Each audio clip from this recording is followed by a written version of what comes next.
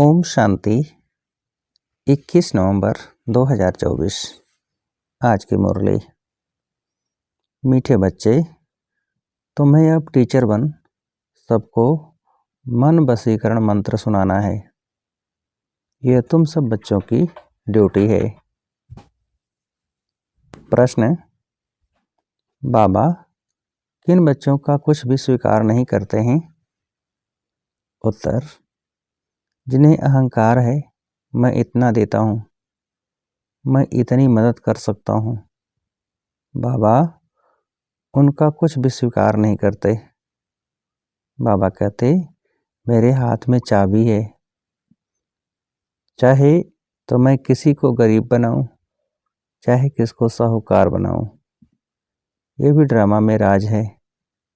जिन्हें आज अपनी साहूकारी का घमंड है, वह कल गरीब बन जाते, और गरीब बच्चे बाप के कार्य में अपनी पाई पाई सफल कर साहूकार बन जाते हैं।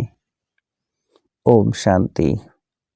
यह तो रूहानी बच्चे जानते हैं कि बाप आए हैं हमको नई दुनिया का वर्षा देने। यह तो बच्चों को पक्का है ना कि जितना हम बाप को याद करेंगे उतना पवित्र बनेंगे। जितना हम अच्छा टीचर बनेंगे उतना ऊंच पद पाएंगे। बाप तुम्हें टीचर के रूप में पढ़ाना सिखाते हैं, तुमको फिर औरों को सिखाना है। तुम पढ़ाने वाले टीचर जरूर बनते हो, बाकी तुम कोई का गुरु नहीं बन सकते हो, सिर्फ टीचर बन सकते हो। गुरु तो एक सद्गुरु ही है, वह सिखलाते हैं। सर्व का सद्गुरु एक ही है, वह टीचर बनाते हैं। तुम सबको टीच करके रास्ता बताते रहते हो मन मना भव का। बाप ने तुम्हारे पर यह ड्यूटी रखी है कि मुझे याद करो और फिर टीचर भी बनो। तुम कोई को बाप का परिचय देते हो तो उनका भी फर्ज है बाप को याद करना। टीचर रूप में सृष्टि चक्र की नॉलेज देनी पड़ती है, बाप को जरूर याद करना पड़े। बाप की याद से ही पाप मिट जाते हैं। बच्चे जानते हैं हम पापात्मा हैं, इसलिए बाप सबको कहते हैं अपने को आत्मा समझ बाप को याद करो तो तुम्हारे पाप मिट जाएंगे। बाप ही पतित पावन हैं। युक्ति बताते हैं, मीठे बच्चे तुम्हारी आत्मा पतित है, जिस कारण शरीर भी पतित बना है। पहले तुम पवित्र थे, अभी तुम अपवित्र बने हो। अब पतित से पावन होने की युक्ति तो बहुत सहज समझाते हैं। बाप को याद करो तो तुम पवित्र बन जाएंगे। उठते बैठते चलते बाप को याद करो। वो लोग गंगा स्नान करते हैं तो गंगा को याद करते हैं, समझते हैं वह पतित पावनी है। गंगा को याद करने से पावन बन जाना है, परंतु बाप कहते हैं कोई भी पावन बन नहीं सकते हैं। पानी से कैसे पावन बनेंगे? बाप कहते हैं मैं पतित पावन हूँ। हे बच्चों, देह सहित देह के सब धर्म छोड़ मुझे याद करने से तुम पावन बन फिर से अपने घर मुक्ति धाम पहुँच जाएंगे। सारा कल्प घर को भूले हो। बाप को सारा कल्प कोई जानता ही नहीं है। एक ही बार बाप खुद आकर अपना परिचय देते हैं इस मुख द्वारा। इस मुख की कितनी महिमा है। गौ मुख कहते हैं ना, वह गौ तो जानवर है, यह है मनुष्य की बात। तुम जानते हो ये बड़ी माता है, जिस माता द्वारा शिव बाबा तुम सबको अडॉप्ट करते हैं। तुम अभी बाबा बाबा कहने लगे हो। बाप भी कहते हैं इस याद की यात्रा से ही तुम्हारे पाप कटने हैं। बच्चे को बाप याद पड़ जाता है ना, उसकी शक्ल आदि दिल में बैठ जाती है। तुम बच्चे जानते हो जैसे हम आत्मा हैं वैसे वह परमात्मा है। शक्ल में और कोई फर्क नहीं है, शरीर के संबंध में तो फीचर्स आदि अलग हैं, बाकी आत्मा तो एक जैसी ही है। जैसे हमारी आत्मा वैसे बाप भी परम आत्मा है।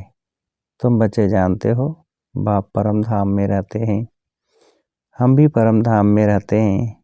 बाप की आत्मा और हमारी आत्मा में और कोई फर्क है नहीं। वह भी बिंदी है, हम भी बिंदी हैं। यह ज्ञान और कोई को है नहीं, तुमको ही बाप ने बताया है।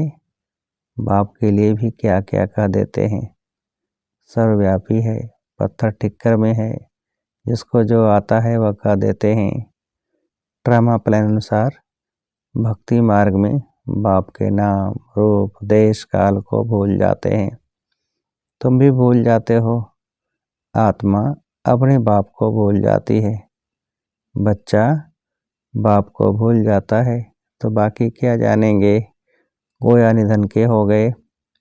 धनी को याद ही नहीं करते हैं, धनी के पाठ को ही नहीं जानते हैं, अपने को भी भूल जाते हैं। तुम अच्छी रीति जानते हो, बरोबर हम भूल गए थे।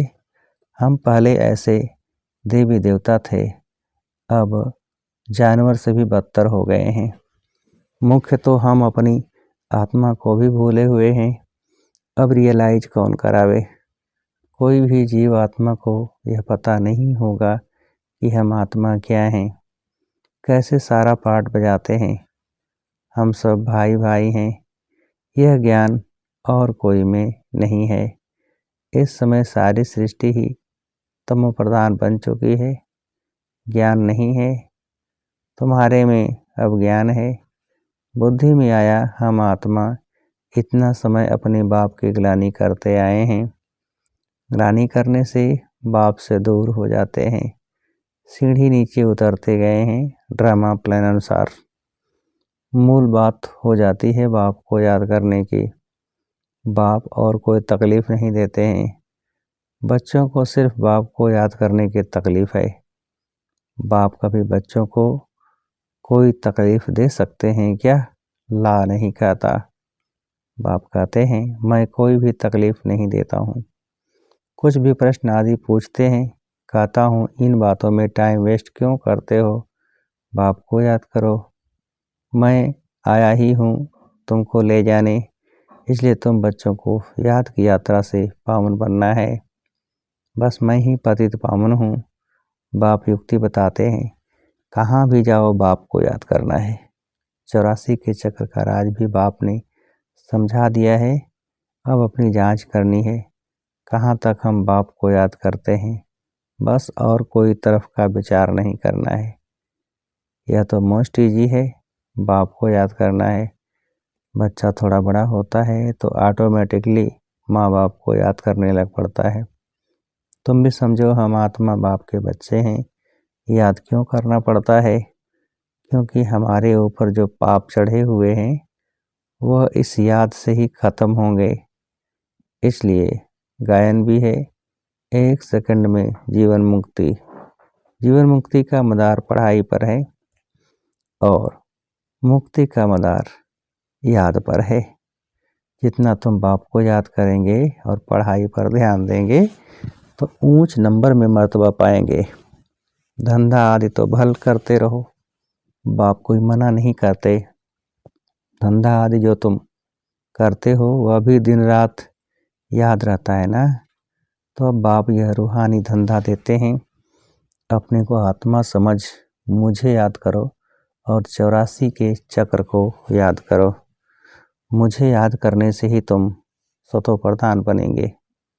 यह भी समझते हो अभी पुराना चोला है, फिर सतो प्रधान नया चोला मिलेगा। अपने पास बुद्धि में तंत्र रखना है, जिससे बहुत फायदा होना है। जैसे स्कूल में सब्जेक्ट तो बहुत होते हैं, फिर भी इंग्लिश पर मार्क अच्छी होती है, क्योंकि इंग्लिश है मुख्य भाषा। उन्हों का पहले राज था, इसलिए वह जास्ती चलती है। अभी भी भारतवासी कर्जदार हैं। भल कोई कितने भी धनवान हैं, परंतु बुद्धि में यह तो है ना कि हमारे राज्य के जो हेड्स हैं वह कर्जदार हैं। गोया हम भारतवासी कर्जदार हैं। प्रजा जरूर कहेगी ना हम कर्जदार हैं, यह भी समझ चाहिए ना।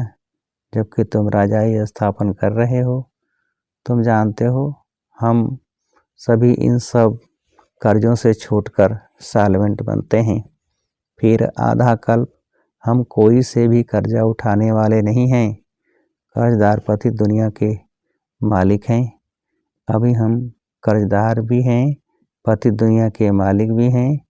हमारा भारत ऐसा है, गाते हैं ना। तुम बच्चे जानते हो हम बहुत साहूकार थे, परिजादे परिजादियाँ थे। यह याद रहता है, हम ऐसे विश्व के मालिक थे। अभी बिल्कुल कर्जदार और पतित बन पड़े हैं। यह खेल की रिजल्ट बाप बतला रहे हैं। रिजल्ट क्या हुई है, तुम बच्चों को स्मृति आई है। सतयुग में हम कितने साहूकार थे, किसने तुमको साहूकार बनाया। बच्चे कहेंगे बाबा आपने हमको कितना साहूकार बनाया था। एक बाप ही साहूकार बनाने वाला है। दुनिया इन बातों को नहीं जानती। लाखों वर्ष कह देने से सब भूल गए हैं, कुछ नहीं जानते हैं। तुम अभी सब कुछ जान गए हो। हम पद्मा पद्म साहूकार थे, बहुत पवित्र थे, बहुत सुखी थे। वहाँ झूठ पाप आदि कुछ होता नहीं। सारे विश्व पर तुम्हारी जीत थी। गायन भी है, शिव बाबा आप जो देते हो वह और कोई दे नहीं सकता। कोई की ताकत नहीं जो आधा कल्प का सुख दे सके। बाप कहते हैं भक्ति मार्ग में भी तुमको बहुत सुख अथाह धन रहता है। कितने हीरे जवाहर थे जो फिर पिछाड़ी वालों के हाथ में आते हैं। अभी तो वह चीज ही देखने में नहीं आती है। तुम फर्क देखते हो ना। तुम ही पूज्य देवी देवता थे, फिर तुम ही पुजारी बने हो। आपे ही पूज्य, आपे ही पुजारी। बाप कोई पुजारी नहीं बनते हैं, परंतु पुजारी दुनिया में तो आते हैं ना। बाप तो एवर पूज्य है, वह कभी पुजारी होते नहीं। उनको उनका धंधा है तुमको पुजारी से पूज्य बनाना। रावण का काम है तुमको पुजारी बनाना। यह दुनिया में किसको पता नहीं है, तुम भी भूल जाते हो। रोज रोज बाप समझाते रहते हैं। बाप के हाथ में है किसको चाहे साहूकार बनाए चाहे गरीब बनाए। बाप कहते हैं जो साहूकार हैं उन्हों को गरीब जरूर बनना है, बनेंगे ही। उन्हों का पार्ट ऐसा है वह कभी ठहर न सके। धनवान को अहंकार भी बहुत रहता है ना, मैं फलाना हूँ, यह हमको है। घमंड तोड़ने के लिए बाबा कहते हैं यह जब आएंगे देने के लिए तो बाबा कहेंगे दरकार नहीं है, यह अपने पास रखो, जब ज़रूरत होगी तो फिर ले लेंगे। क्योंकि देखते हैं काम का नहीं है, अपना घमंड है। तो यह सब बाबा के हाथ में है ना, लेना व न लेना।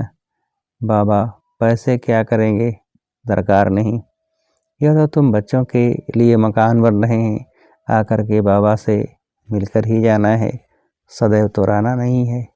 पैसे की क्या दरकार रहेगी, कोई लश्कर व तोपे आदि तो नहीं चाहिए। तुम विश्व के मालिक बनते हो, अब युद्ध के मैदान में हो। तुम और कुछ भी नहीं करते हो सिवाय बाप को याद करने के।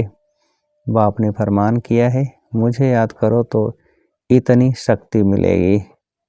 यह तुम्हारा धर्म बहुत सुख देने वाला है। बाप है सर्वशक्तिमान, तुम उनके बनते हो। सारा मदार याद की यात्रा पर है। यहाँ तुम सुनते हो, फिर उस पर मंथन चलता है। जैसे गाय खाना खाकर फिर उगारती है, मुख चलता ही रहता है। तुम बच्चों को भी कहते हैं ज्ञान की बातों पर खूब विचार करो। बाबा से हम क्या पूछें, बाप तो कहते हैं मन मना भव, जिससे ही तुम सतो प्रधान बनते हो। यह एम ऑब्जेक्ट सामने है। तुम जानते हो सर्वगुण संपन्न 16 कला संपन्न बनना है।